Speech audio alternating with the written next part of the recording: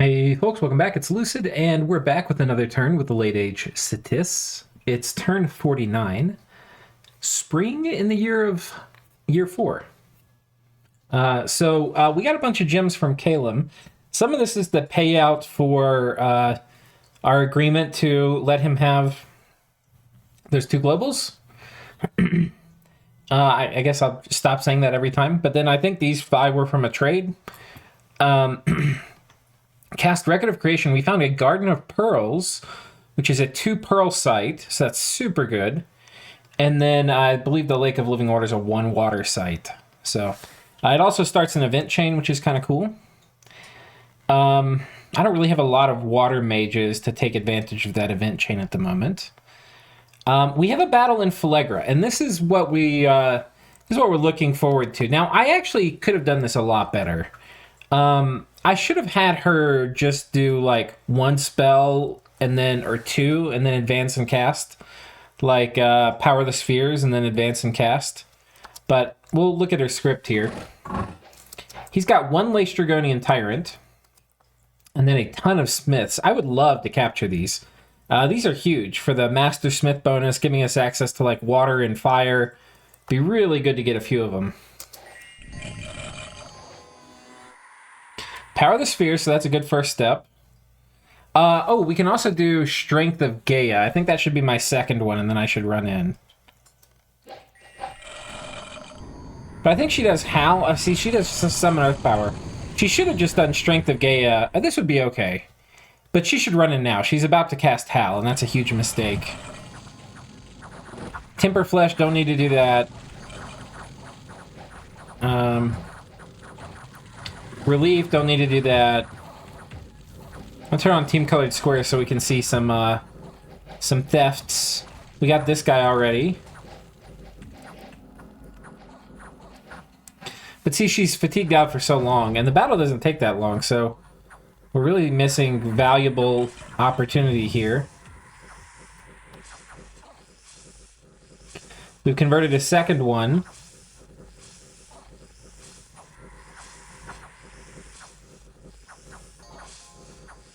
Got 3 guys left. They're not long for this world, though. Okay, we got the Lace Dragonian Tyrant, so that's good. We got this guy, too. We got 3, it looks like. It's not a bad haul. We could have, I think, gotten 5, and then the Tyrant.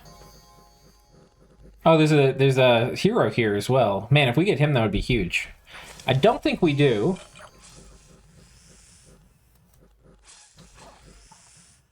Yeah, he's got really high MR, too. Does he have... He doesn't have regeneration, though. If he had regen, we would have gotten him. So there we go. We have taken Phlegra's capital. We lost a Reborn and a Sauromancer and a Tomb King. So that kind of sucks. Let's see how this Tomb King dies. I can't quite remember... Ooh, I think he might already be dead.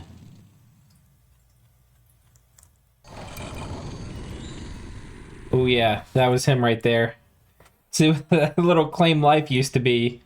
Rest in peace. Yeah, well, can't win them all.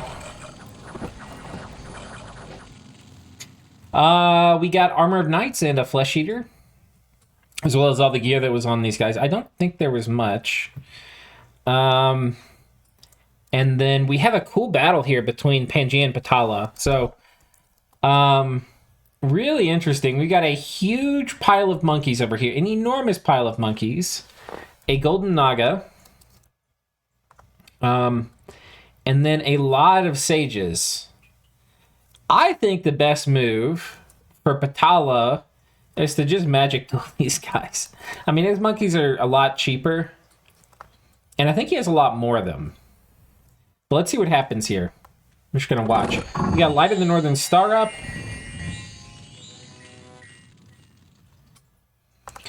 So we've got Arrowfinned up on these guys. They're all blessed. They don't have much of a blessed, though. No Will of Fates yet. I think we had... Okay, Weapons of Sharpness has been cast on a lot of these guys. Doom comes out by Pan. So a lot of these guys are now cursed. We don't have big protection buffs. Not yet. Okay, a bunch more things happened. Mass Regen is up. Shock Resistance. Yeah. Fire Resistance.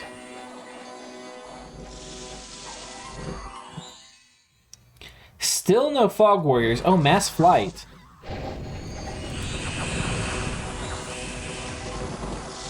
Huh. Not sure if that's the plan. Okay, it looks like Fog Warriors did go off. Still no protection buff. Maybe he was worried about Firestorm coming out. On Pan's side, let's take a look at some of these guys.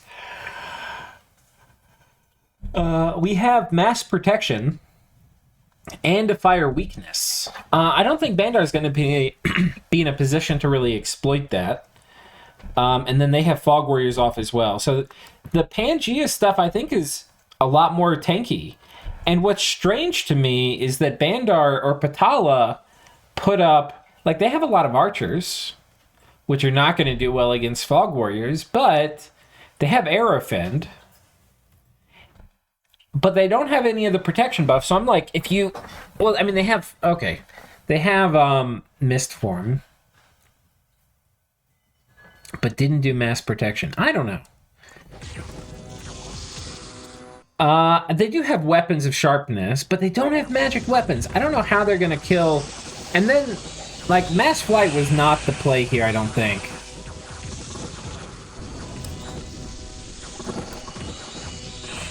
Some of this who wins might have to do with which communions are... Okay, Patala has an extremely stable communion, I think. 38 slaves. He may still kill it, just if you have enough masters, you literally can't have enough slaves. So Pangaea has killed his slaves off. I don't know how many there were to start with. Let's take a look and see how many are dead. Yeah, a fair number of them are dead. It looked like he had probably 8.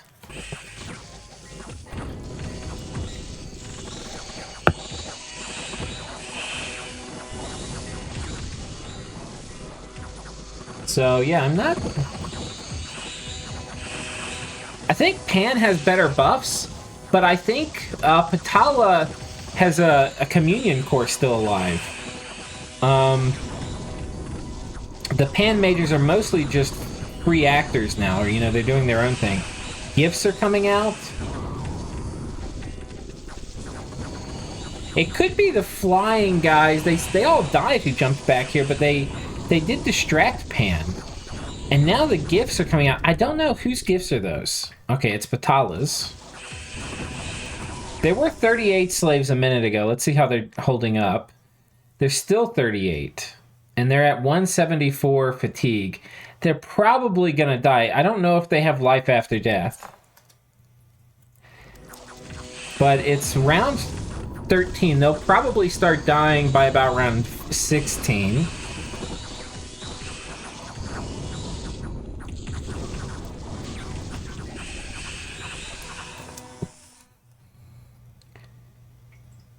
Oh, wait. Oh, he does have life after death. Okay, so he's got this clutch then, because the life after death form won't die until, like, round 30. Pangaea looks like they've routed. Some of them have, anyway. But the enslave spam here is making it hard for them to get off the field.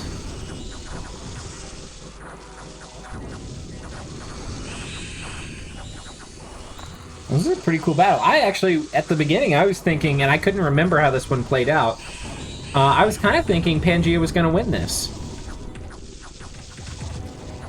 But I think when we look at the battle report after, we'll just see how many more mages Patala brought. And just an enormous communion. And these astral spells with, they get the pin bonus now from higher level casting, so these huge communions actually do give a pretty sizable bonus. Okay. So let's see. 45 sages were brought, but how many gurus? Oh no, yogis. Here we go. 47 now. So actually not that different. I mean, there was a whole nother 20 other mages brought by Patala, but I mean, this is great. He's converted, so like gotten rid of the upkeep of like 35 Solus. That's super nice. And then the troops he lost were kind of just garbage. This is a very clean win. I mean, it's not clean, but it's pretty clean. This is a pretty clean win for Pangia. I mean, for Patala. So he's taken this, and that's going to basically secure him this fort and probably put Pangia out of the game. I think Pangia has another army somewhere, but Pangia is in trouble. And to remind you all, what has happened was Pangia and Raga were fighting, Patala jumped in, and then Pangia got pissed. I don't know if they were actually upset, but they decided that instead of sending their main forces against Raga, they were going to send it against Patala. And that was this battle we got to see here. So that was really cool. So now it just remains to be seen who finishes off Pangia or kind of what happens there. So that was very cool. And then here's our Sickle farm going. I don't know if we've watched it yet. We'll watch it again.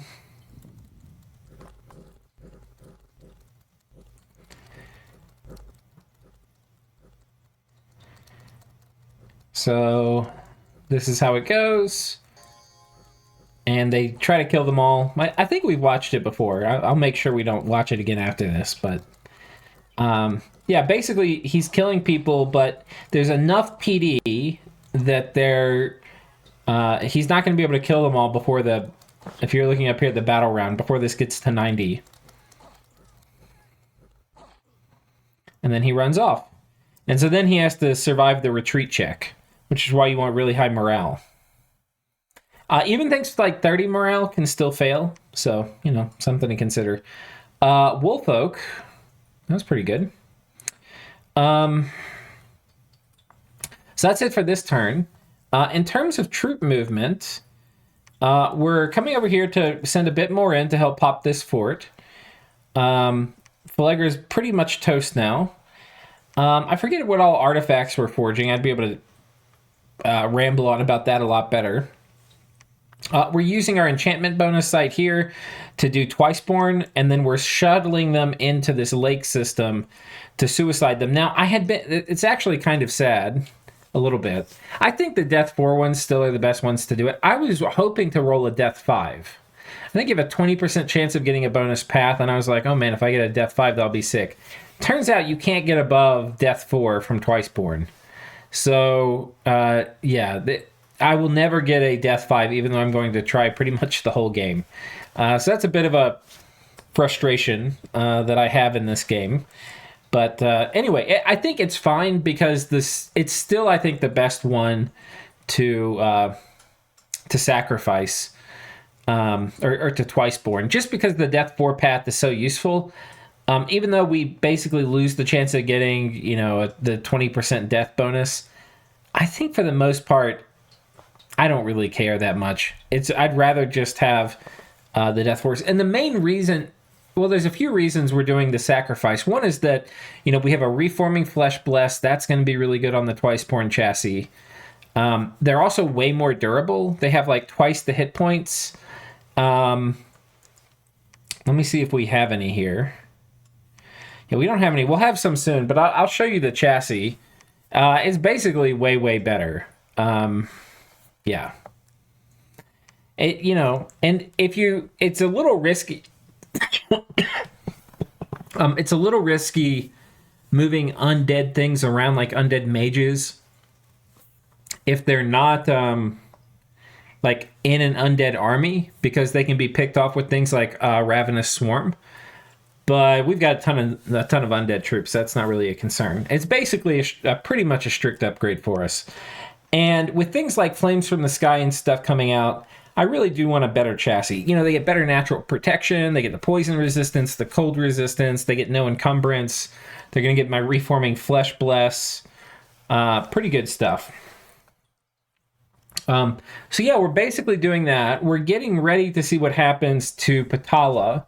If Patala survives this, then that's all fine. If they survive it, it's going to mean they've put down several big Kalem armies, and that will be good for the game state because that'll mean they've basically womped up on Kalem. So let's go ahead and go to the next turn. All right, we got turn 50 here. Get 7 more gems from Kalem. We cast Record of Creation. I forget what this side is. Oh, it's 2 air. That's pretty nice. With Vapsu, we found a Pool of Perpetual Night, which gives 1 water gem. I wonder, that'd be cool if it changed the, like if it cast Darkness every battle, or, every fight in that province. That would be cool. Patala, what is this?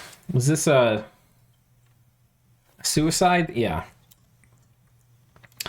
And then Pangia, right? So he's riding, I guess he's trying to retreat these guys out of that fort. That's my guess, yeah. So he's trying to retreat them out of the fort. He gets most of them to retreat. But it doesn't look like... it doesn't look like Patala stormed. I don't know if they staled or what. I assume they had popped it the previous turn. So yeah, presumably they'll storm that soon. We've got that. We're going on the last fort here from Bogaro. They have just a few guys left in here. It's a few occultists, which are very dangerous behind a castle wall.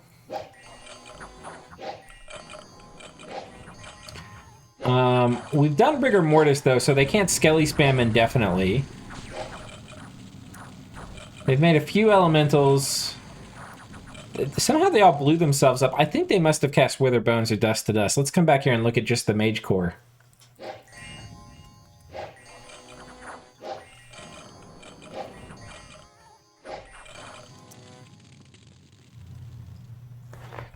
Where did they go? Did they cast Blink? Oh, yes. This is awesome. Oh, dude, he's done Phoenix. Oh, did he not do Phoenix Pyre? I don't know if I even realized he did this. I might have pinged it and realized it. So he's basically used the fact that communions pick up buffs of the master, and he sent these guys around. I don't think he's got Phoenix Pyre on them, though. This is kind of cool. This is from, I don't know if you saw my my Bogaro series, but this was one of the plays, like my top secret plays for Bogaro.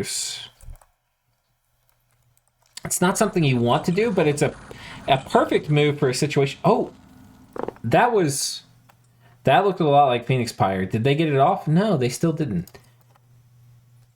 Whoever died back here...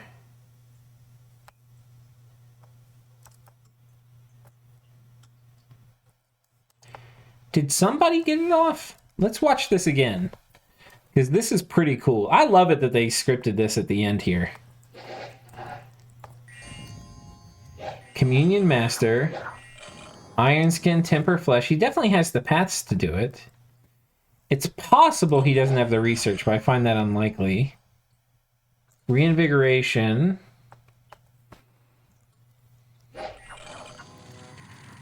And then Blink.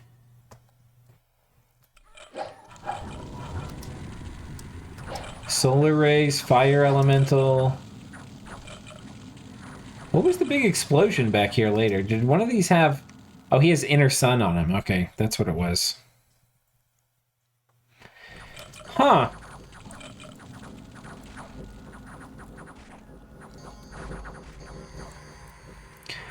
This wouldn't have worked with Phoenix Pyre, though. Because we had Rigor Mortis up. I think I probably had scouted this. I think I probably stuck my head in here. I wasn't in a hurry.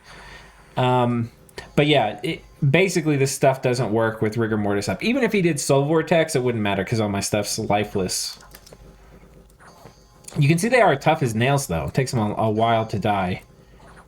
I mean, it's remotely possible if he had stacked enough... How would they do it? They'd need a lot of reinvigoration. You can see they are tough to kill. This might could have worked.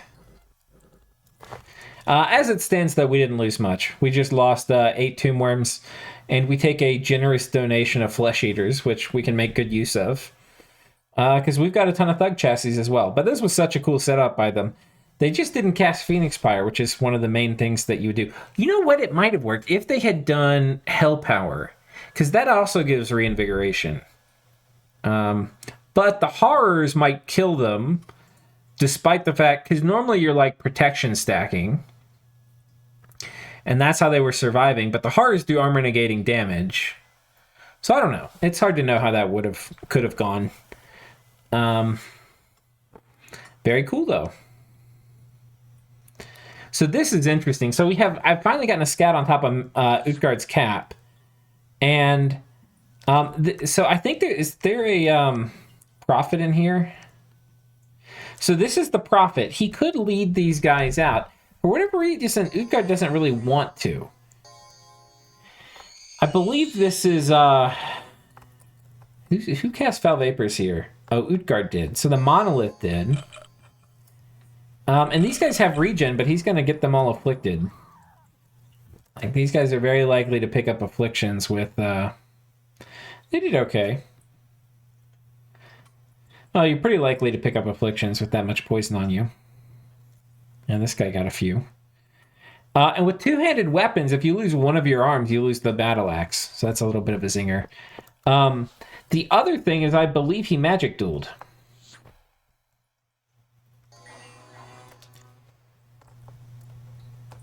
Oh. These guys magic dueled. Interesting. So Utgard magic dueled man. That kind of makes sense too, because if that would protect the Monolith from getting magic dueled potentially.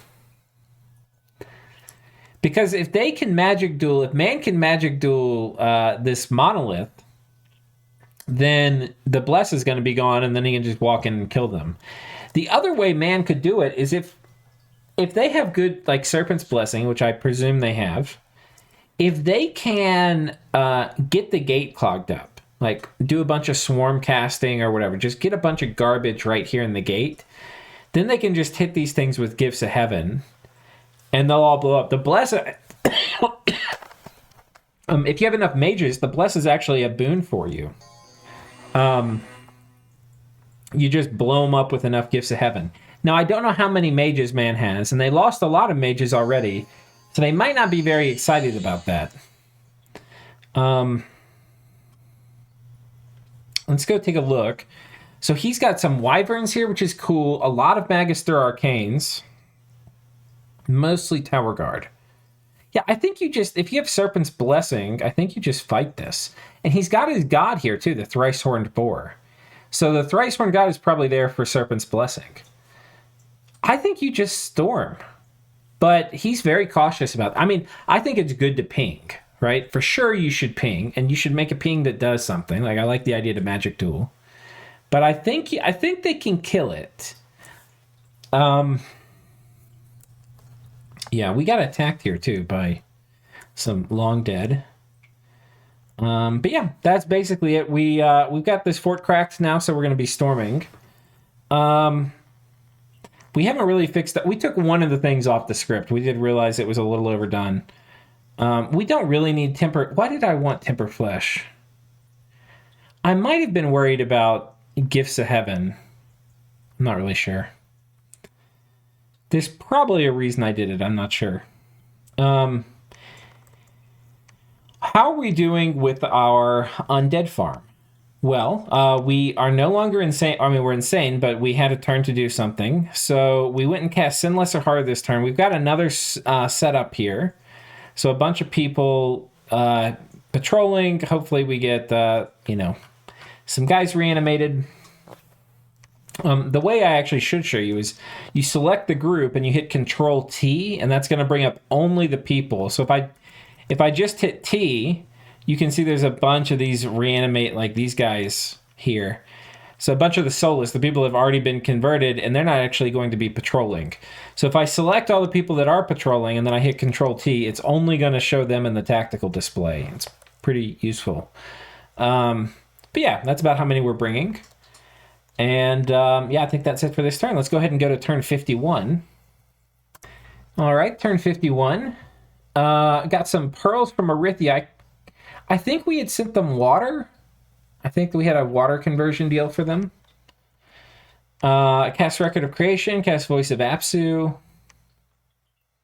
All right, so this is another one of our conversion rituals. Let's see. These are actually very good because I think they do Mind Blast, which is perfect. Let's see if we figured out the thing about not blessing them. It looks like we have. These guys aren't blessed. Yeah, so we finally realized the error of our ways. And looks like we've got some good conversion going. And once we get to round 5, these guys are going to go off script and bless. But by that point, we've converted a lot of them. So there go all the blessings. And off script.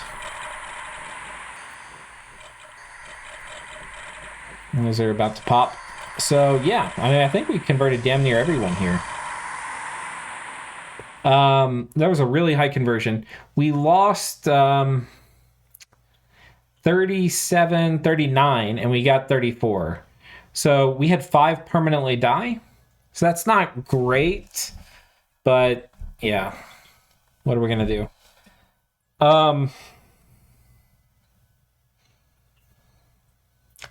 We could have tried to do fanaticism. That might help. We were doing Sermon of Courage, though, to try to get our morale up, to keep from running.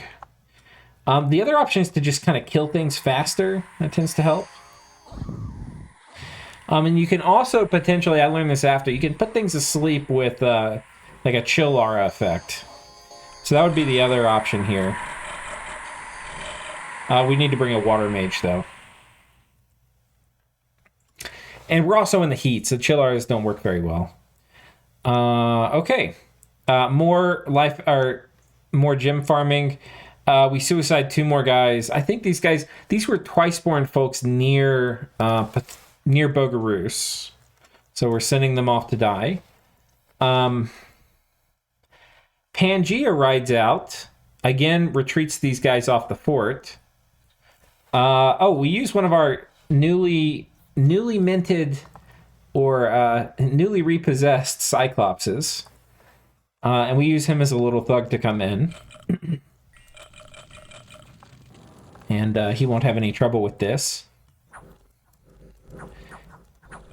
Yeah, Fire Shield, if he didn't have Fire Shield, he actually probably would have lost this, but we made sure to cast that. Makes short work of these guys. And we storm Phlegra. I don't think there's much inside yet. There's hardly anything here. We'll just pick up the speed here and watch.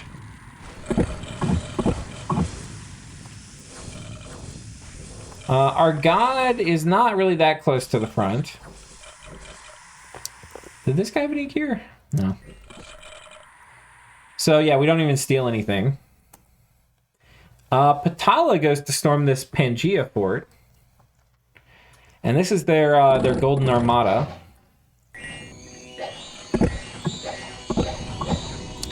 I believe the birds are going to be attacking them almost any day now. Man goes to storm Utgard again. And now Man got Magic Duel last time. This time he's scripting Magic Duel. And he Magic Duels. And doesn't look like he kills anything. Looks like he loses all those. Though he might have gotten one of them. Let's see. He killed 1 Sith Kona. So, not a great value.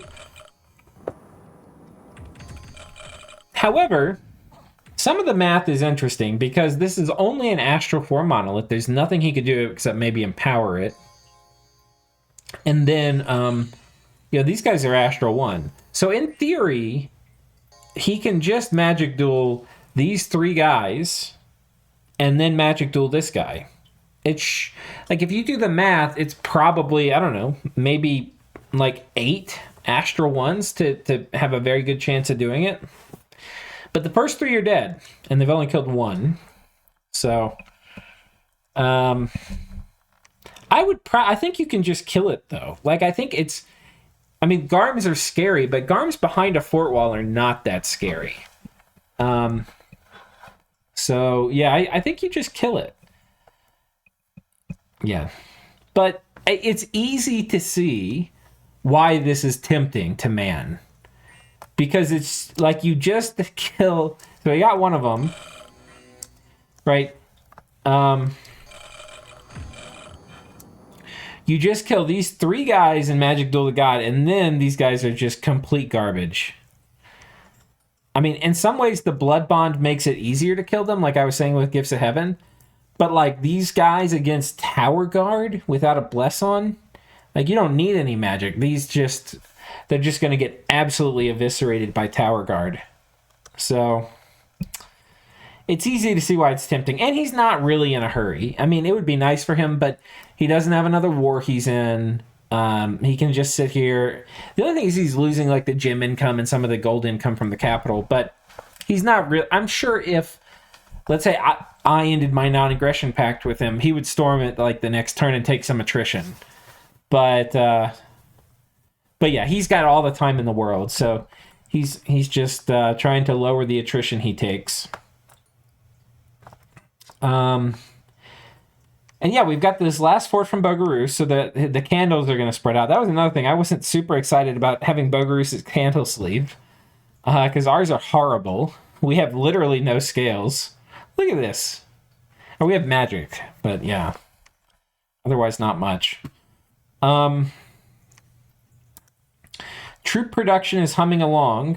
Where are the guys? I'll show you. We've got a little logistics network moving things around. Let's see if we can find it. Yeah, here's one of the guys moving some of the worms out. I think that was 1 turn of recruitment, by the way. So it was 72 worms on that guy. And you can see it's inflected up. And then we had another life. So we had a life after death that finished this turn. And then it went up this turn because those guys were contributing. This turn, no change. Or, the turn right here. And then this turn, we just did another life after death conversion. A pretty significant one. So we're going to have another uptick here. So, and now not all of these guys, like if you look at this, about a quarter of these high priests are the Hierodules. I mean, of the total mage, it's about a fifth of them are the Hierodules, right? So the other thing is a fair number of the high priests that get killed are a fair number of them get like a mute affliction and they go down to Holy One. You can't really tell unless you come through. Let me see if the... 1 second.